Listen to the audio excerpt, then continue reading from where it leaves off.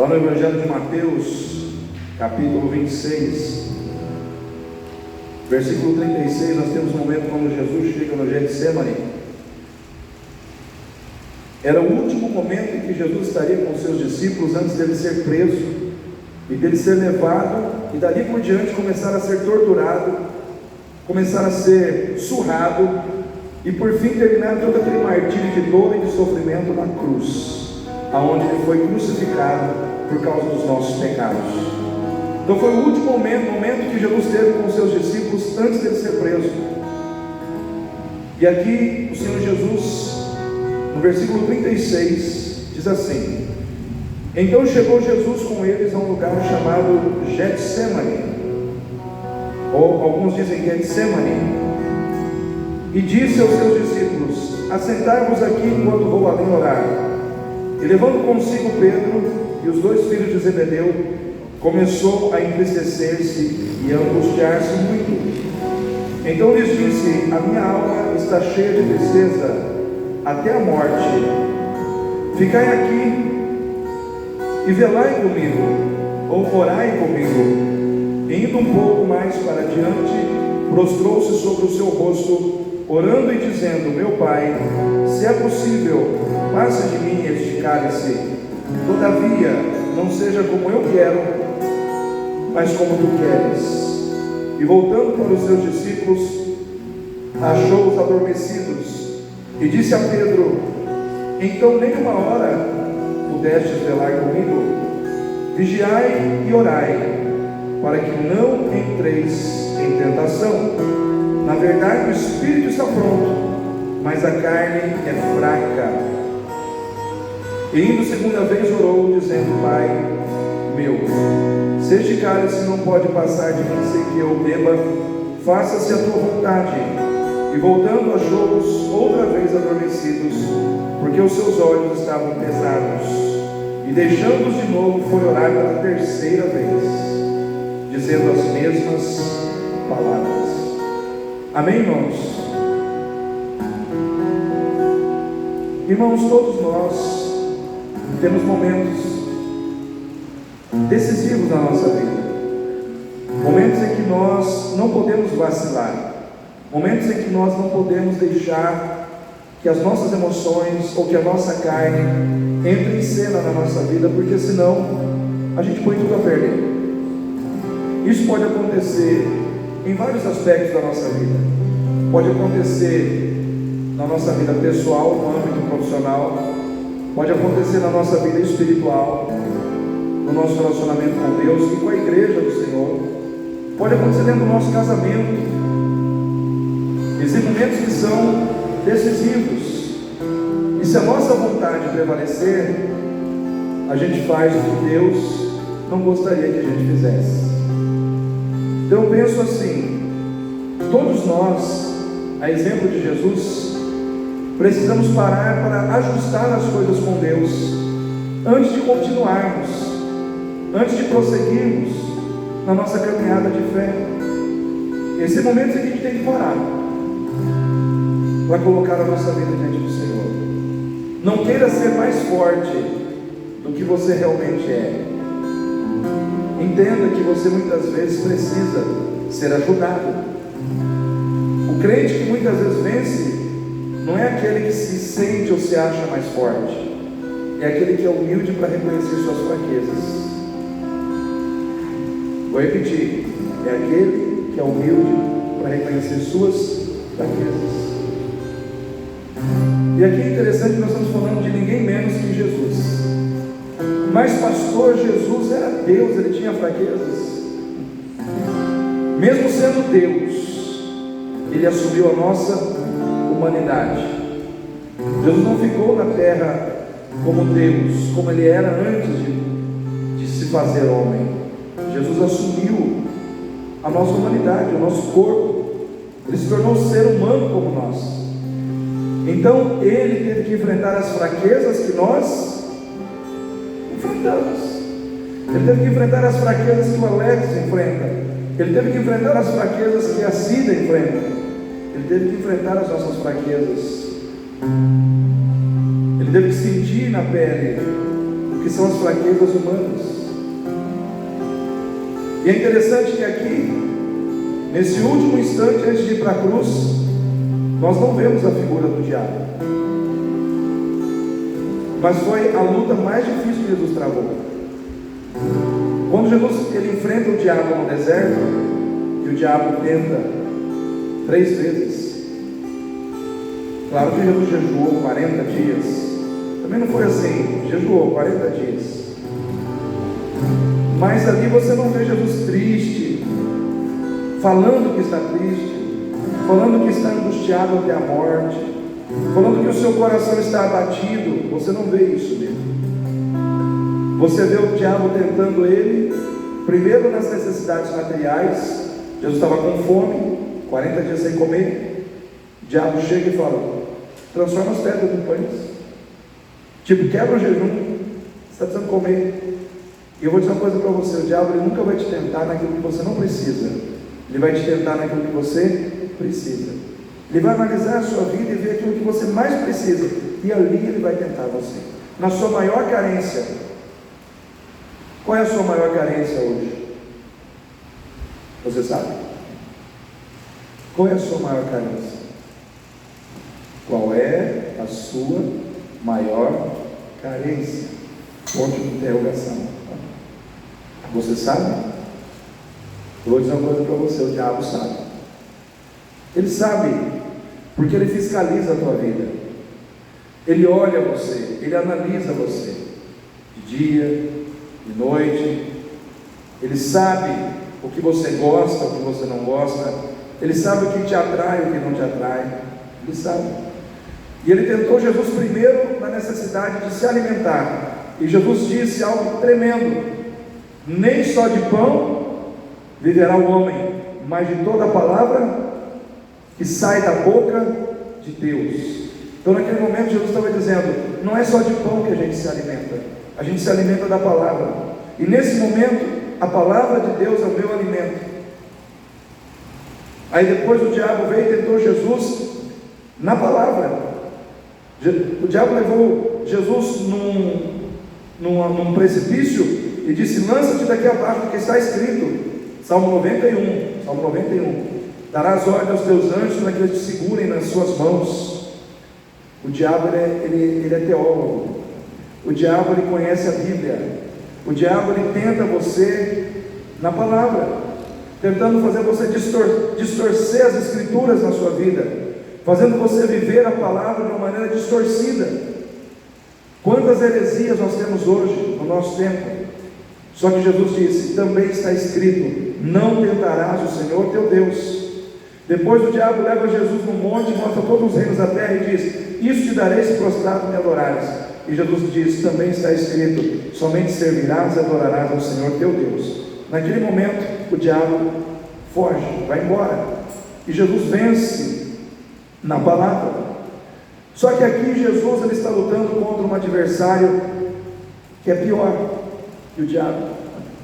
Quando Jesus diz assim: na verdade o espírito está pronto, mas a carne é o que, irmãos? Fraca. E muitas vezes eu vou dizer: a carne também é sem vergonha. Ela é fraca. E muitas vezes a carne é sem vergonha, né? E muitas vezes a carne ela vai querer te levar para o precipício. O diabo Jesus venceu na palavra. A carne Jesus teve que vencer na oração. Pegou aí? O diabo se vence na palavra, mas e a carne? Na oração. Tem gente que está perdendo para si mesmo porque não ora. Tem gente que está levando um banho, uma surra de si mesmo porque não ora, porque não dobra os joelhos, porque não se humilha diante de Deus, porque não reconhece que é fraco. Senhor, eu sou fraco. Senhor, eu tenho essa fraqueza. Senhor, eu estou triste porque eu tenho essa situação na minha vida, eu não estou conseguindo ir adiante, eu tenho essa fraqueza dentro de mim, o meu coração se inclina para essa direção, Senhor. mas eu estou aqui na tua presença, reconhecendo que eu preciso do Senhor para vencer esta fraqueza na minha vida. Jesus se humilhou diante do Pai uma noite inteira para conseguir vencer a carne, para conseguir vencer a tentação que a carne colocou no seu coração de não ir para aquela cruz. Porque, irmãos, ir para a cruz ia doer na carne, sim ou não? Doeu ou não doeu, irmãos, para Jesus? Quem aqui já foi chicoteado? Eu já apanhei de mangueira, né? Mas chicoteado não foi. Meu pai era com a mangueira na mão, ele era bom para corrigir. Mas eu não reclamo disso não, irmãos. Foi bom ter apanhado, né? Porque o coração da gente, quando a gente é jovem, a gente é muito malandrinho, né? A gente faz muita coisa errada e tem que ter a correção, sim ou não, irmãos? Apanhei, fiquei de joelho no milho. Quem já ficou de joelho no milho? Alguém que já ficou de joelho no milho? Só eu. Você também? De trás da porta. E se levantasse, apanhava, né? Fiquei de joelho no milho, né? Mas, irmãos, nada disso se compara às chicotadas que Jesus levou com ossos na ponta do chicote, onde pegava, rasgava, onde pegava, mutilava. Jesus levou inúmeras chicotadas, ele ficou todo mutilado. Colocaram uma coroa de espinhos na sua cabeça, e aquela coroa, os espinhos iam furando a sua cabeça, seu couro cabeludo, e tem muito vaso aqui nessa região, sangra demais. Ele sangrou muito antes de ir para aquela cruz, e na cruz ele foi furado nos pés, nas mãos, e ele ficou pendurado horas, e o seu corpo rasgando com aqueles pregos fincados em suas mãos. Você sabe avaliar que dor é essa? Mas no Getsemane Jesus sabia que ele ia passar por essa dor, e a sua carne antecipadamente já via todo aquele sofrimento. E eu quero dizer para você, querido, servir a Deus dói. Fazer a vontade de Deus muitas vezes dói. Dói na nossa vaidade, dói na nossa carne. Jesus diz: aquele que quiser vir após mim, negue-se a si mesmo, tome o quê? A cada dia, não é uma vez só não, tome a cada dia a sua cruz e siga-me.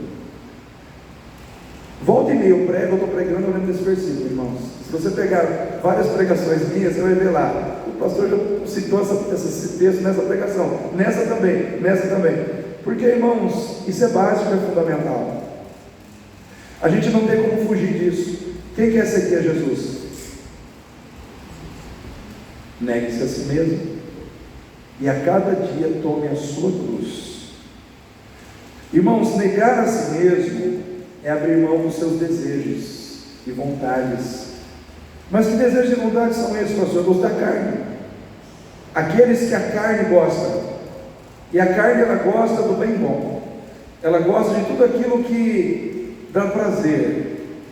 E às vezes você tem que abrir mão daquilo que dá prazer à sua carne.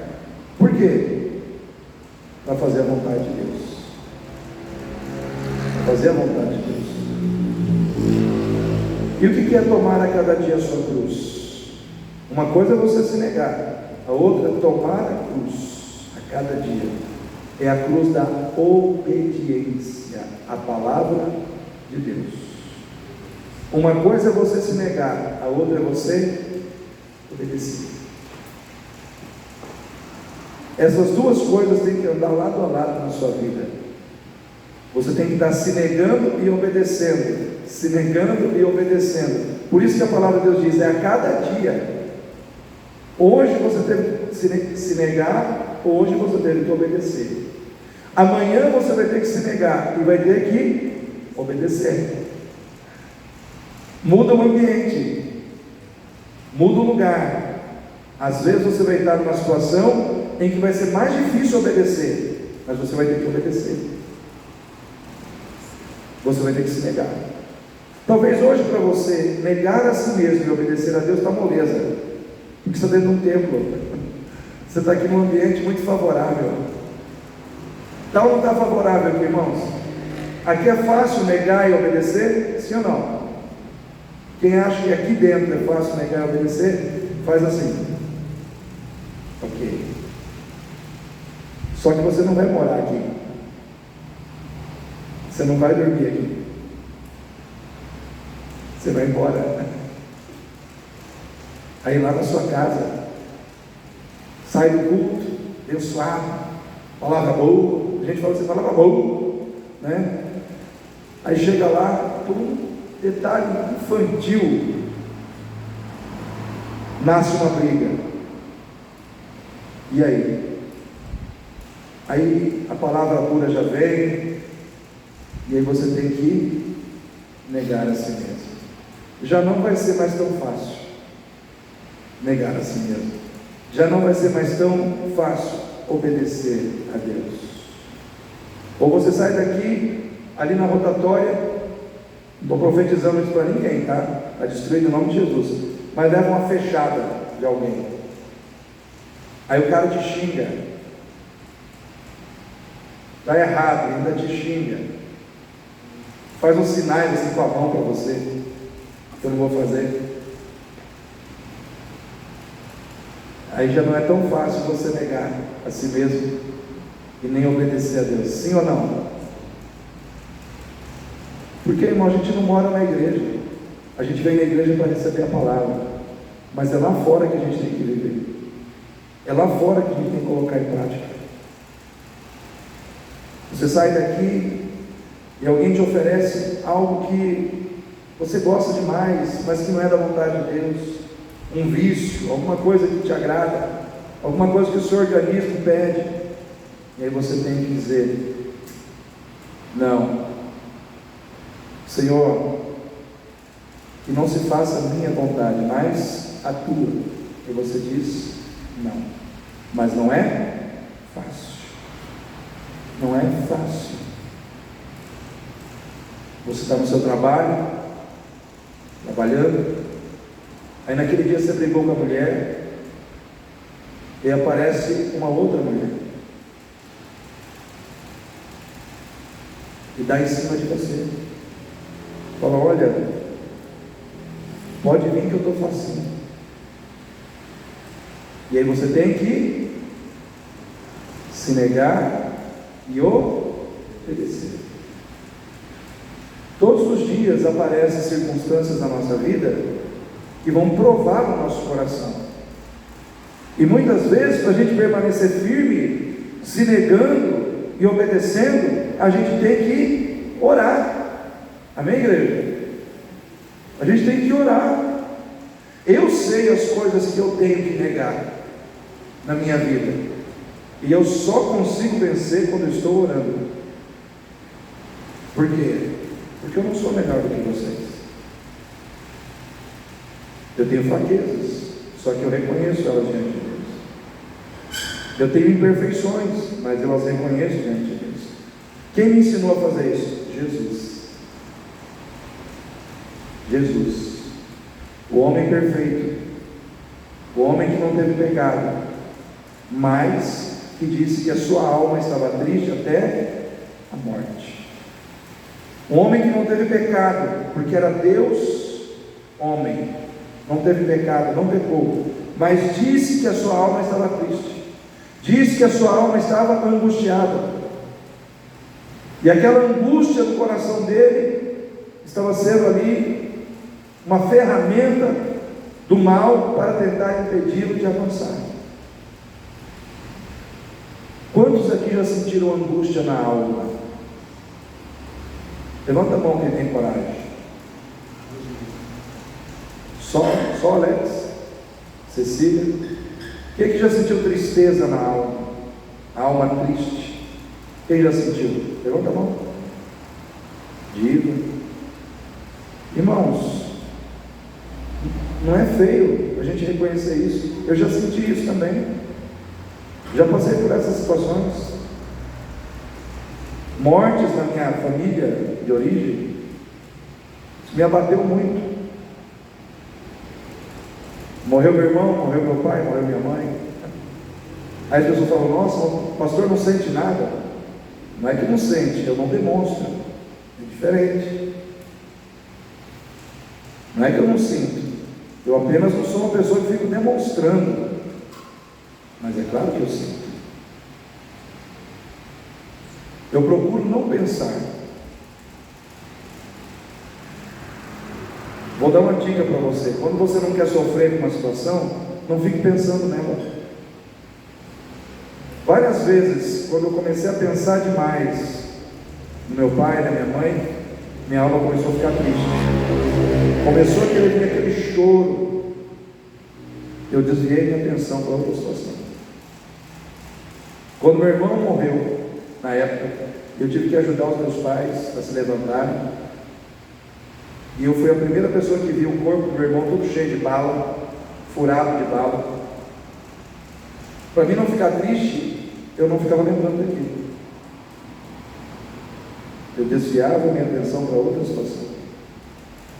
Por quê? Porque se eu ficasse lembrando daquilo, aquilo ia bater minha alma.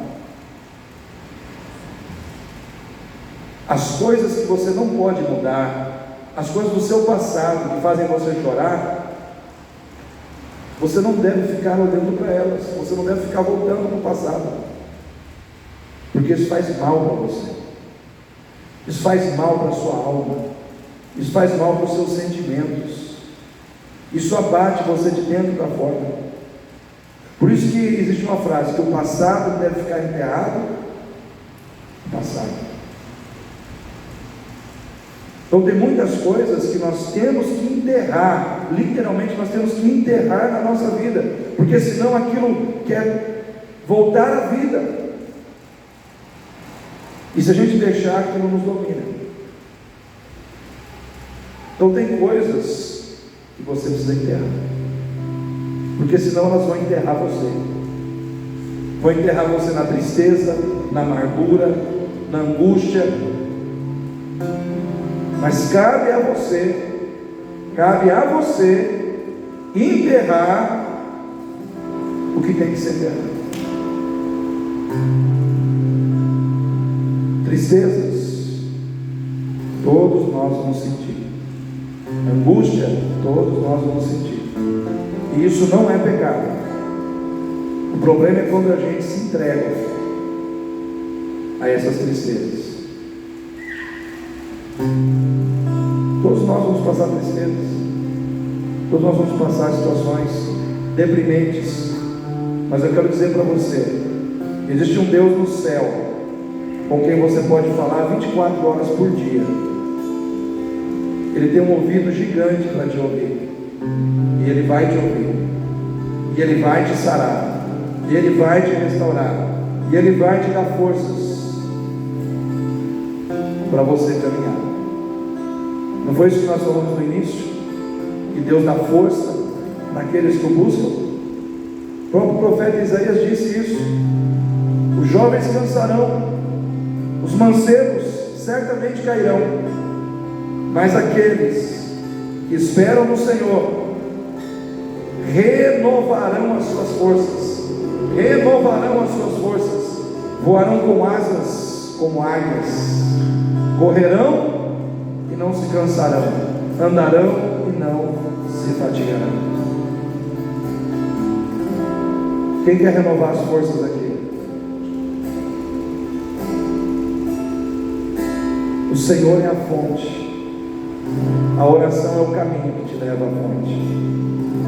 Amém? O Senhor é a fonte, e a oração é o caminho que te leva à fonte. Jesus venceu o diabo na palavra, mas Ele venceu a carne na oração. Vou repetir isso para você nessa noite, porque Deus manda eu repetir isso para você, porque tem gente aqui que está perdendo para a sua carne. Quer vencer a sua carne? Ore mais, se ajoelhe mais diante de Deus, vença você mesmo, vença aquela pessoa egoísta que você é muitas vezes. Vença aquela pessoa de temperamento difícil que você é muitas vezes. Vença aquela pessoa de pavio curto que estoura por qualquer coisinha. Qualquer coisinha, a sua paciência, não dá nem para falar que é assim. A sua paciência não existe. Sabe aquela pessoa que a paciência não existe? É você muitas vezes. Você quer vencer essa pessoa? Dobre os seus joelhos. E Deus vai te ensinar a ser longânimo. Longanimidade é a paciência alongada. É aquela paciência onde você está sendo pisado, machucado, ferido, mas não perde o controle. Isso chama-se longanimidade. E isso é um dos frutos do Espírito. Longanimidade. Tem muita gente dentro desse tempo aqui que precisa ser longânimo nos seus relacionamentos. Longanimidade é a paciência exercitada diante do sofrimento imposto por outras pessoas na sua vida. Eu procurei essa definição, achei essa definição. Longanimidade é a paciência que você desenvolve diante do sofrimento que alguém está infringindo sobre a sua vida constantemente, e você suporta. Alguém deu o exemplo que longanimidade é aquela situação onde você entra no ônibus, você tem um calo, aí chega uma pessoa com um salto fininho e pisa no seu calo, e ao invés de você bater na pessoa, nocautear aquela pessoa, você com todo carinho diz: você pode tirar o pé de cima do meu carro? Isso é longanimidade. A irmã ali até sentiu, né? A dor do saltinho pisando no calo. Quem não tem longanimidade, se a pessoa pisar no calo dela, ela derruba a pessoa na hora. Ela passa uma rasteira ali, já dá uma gravata, um mata-leão, já era, finaliza ali mesmo. Mas você tem longanimidade, amém? Eu quero profetizar na sua vida que você tem longanimidade da parte do Senhor. Essa longanimidade vai fazer de você uma pessoa forte, vai fazer de você uma pessoa respeitada na terra. Pessoas que têm longanimidade, elas são respeitadas porque diante da dor, as pessoas interpretam a sua longanimidade como manifestação de amor. E longanimidade é uma manifestação de amor, porque quando você deixa de ferir alguém que está te ferindo, você está demonstrando amor pela pessoa, e isso quebra a pessoa no meio, porque a pessoa esperava que você fosse partir ela no meio, né? E você não faz isso. Então nós precisamos vencer a nós mesmos. Jesus venceu a si mesmo, a sua carne, orando. Ele nos deu a dica, irmãos: o espírito está pronto, mas a carne é fraca. A carne é fraca. A carne é fraca. Se a carne é fraca, o que nós temos que fazer? Cultuar a Deus, buscar a Deus. Romanos 12: rogo-vos pela compaixão de Deus, que apresenteis os vossos corpos em sacrifício vivo, santo e agradável a Deus, que é o vosso culto racional. E não vos conformeis com este mundo, mas transformai-vos pela renovação da vossa mente, para que experimenteis qual seja a boa, agradável e perfeita vontade de Deus. O que você está fazendo aqui hoje, sentado aí nessa cadeira, me ouvindo?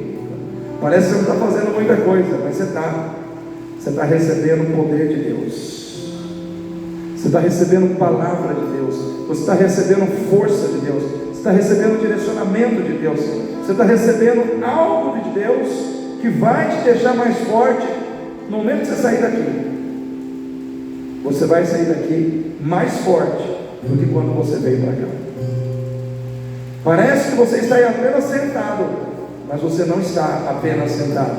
você está recebendo a palavra de Deus e o poder da palavra de Deus no seu coração e no seu espírito. Então nessa noite eu quero deixar essa palavra ainda no seu coração, e eu quero orar por aqueles que vieram aqui com dores. Eu sei que tem gente que veio para cá com dor, e eu quero orar por você, para repreender essa dor na sua vida, para ministrar sobre a tua vida a unção do Espírito Santo. Essa unção, ela cura, ela restaura, ela refrigera, ela liberta, ela transforma a nossa vida. Mas isso flui ainda mais forte se você crer. Eu creio. Se você crer junto comigo, a nossa fé se encontra. Quando eu orar por você, o fluir de Deus vai ser muito mais forte. Agora, se só eu creio e você não crê, o negócio fica pela metade, né? Eu não posso crer por você, eu posso crer por mim. Você tem que crer por você. Então fique em pé nesse momento, e nós vamos estar orando.